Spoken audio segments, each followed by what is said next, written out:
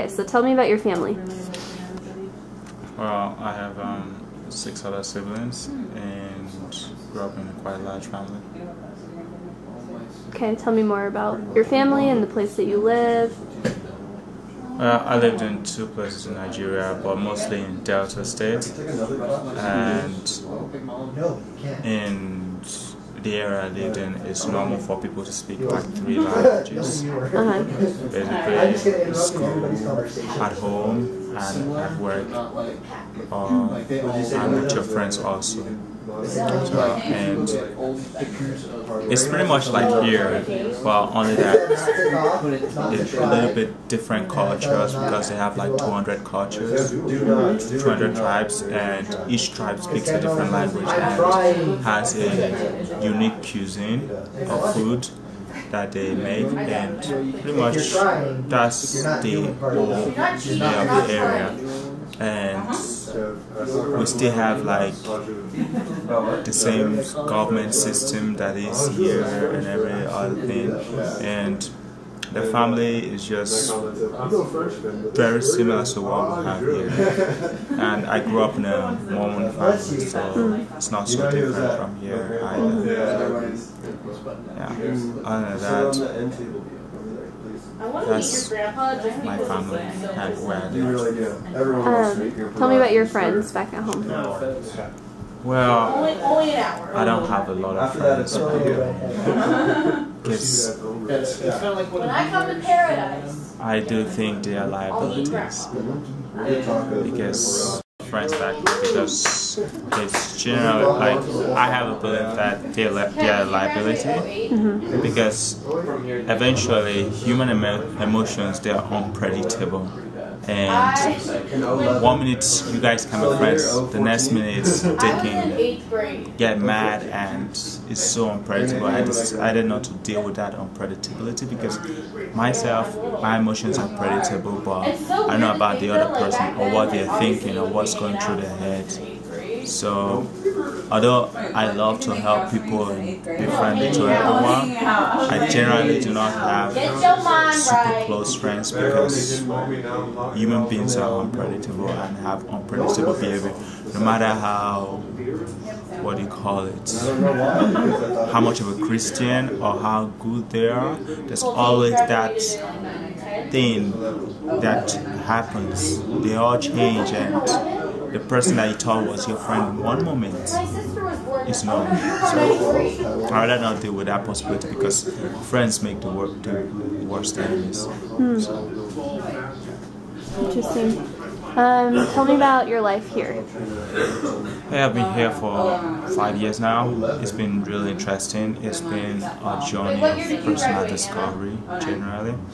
And I've discovered what I like, what I don't like, my principles and things I stand for, and things that I absolutely cannot stand.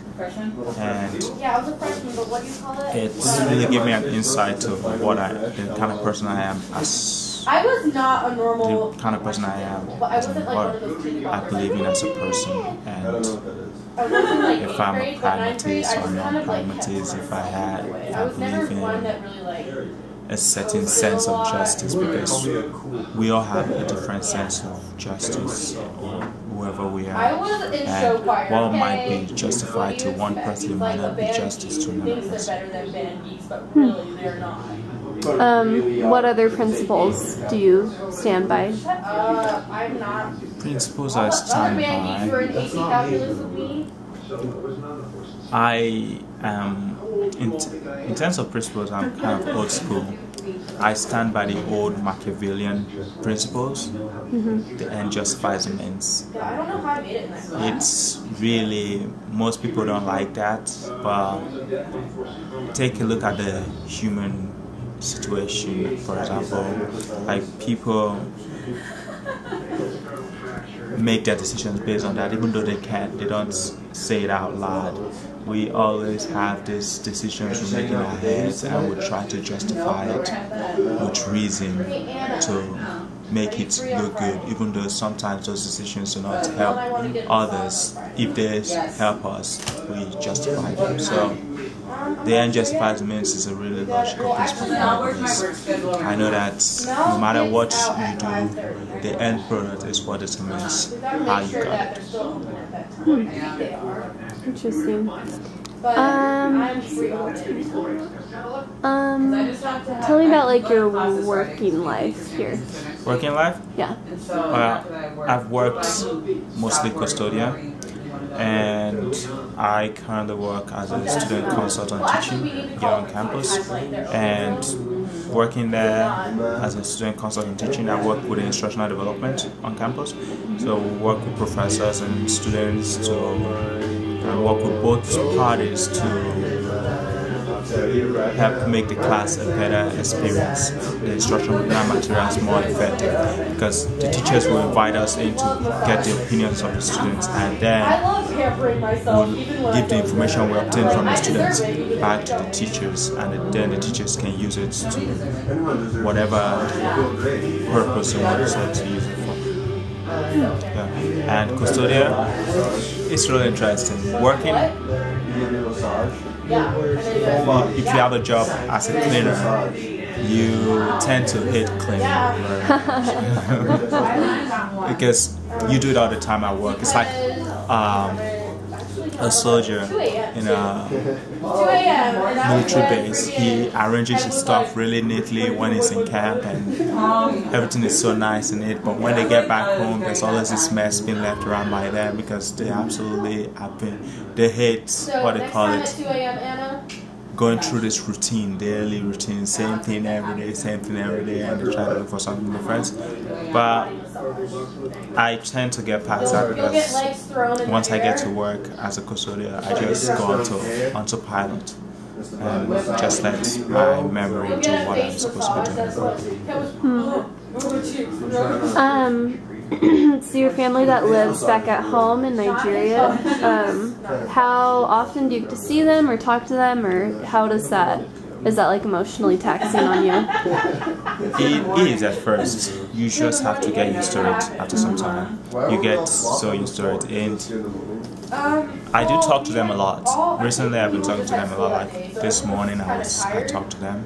And I don't have time every time to talk because I have work and school and a ton of stuff to do, but it is interesting though, because as kids we all want to get out of the house as quickly as possible to get out of control, but once we get out we have to find a way to become adults and take care of ourselves without our parents being there. And if we make a mess, we have to clean up. And I learned that quite early when I came here, so I've gotten used to the concept. And I know that one day I'll be able to see them, but not today because I have things that I need to be doing that they want me to do also, and they would understand. So like, what are your plans after graduation? That is when are you graduating to? And what are your plans afterwards? Next year. That is a coin toss. I don't have any idea what I'm going to be doing, and it all depends on how things go on from here, and we just have to see about that. I don't want to make any solid plans yet, and if it falls apart, then I have to change. I just want to see how the landscape is as I'm going. So maybe when I do my internship, I'll have a clearer view of what I want to do. But I have not done an internship yet, so I don't know. Yeah. Do you think you'd move back home ever, or maybe just go back to visit? Or do you think that you'd want to stay like in the States? I don't want to stay in the States, but I definitely don't want to go back home yet. So I'm thinking of Europe. Yeah, travel to other countries and just travel the world. It's quite an expensive prospect, but I'm hoping I'll be able to do it. And how many different languages do you speak again? 6. Like, what are they? French, Italian, Latin, Robo, Greek, and Pidgin English. That's awesome. Cool. Any final remarks that you want to say? No. Cool. Well, thank you. No problem.